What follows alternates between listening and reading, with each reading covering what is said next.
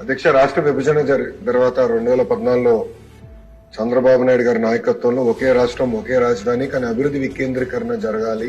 రాజధాని ప్రకటించేటప్పుడు చాలా స్పష్టంగా ఐటీ మొత్తం విశాఖపట్నం తీసుకొస్తామని ఆనాడు ఆయన చెప్పడం జరిగింది.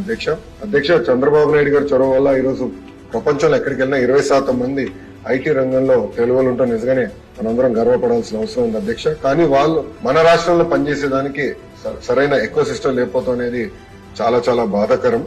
2014 నుంచి 2019 మధ్యన ఒకసారి మనం చూస్తే అధ్యక్ష సుమారుగా 150 కంపెనీలు 50,000 మందికి ఉద్యోగాలు కల్పించడం కూడా జరిగింది అధ్యక్ష. ఈ పరిశ్రమలని ఆనాడు తీసుకొచ్చాం.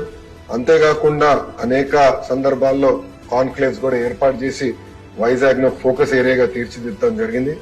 ముందు చూపుతో డేటా సెంటర్ పాలసీ ఆనాడు తీసుకొచ్చి అదానితో కూడా ఒప్పందం కుదుర్చుకుని వాళ్ళు కూడా ఆనాడు భూములు కేటాయిస్తాం జరిగింది, శంకుస్థాపన చేస్తాం జరిగింది.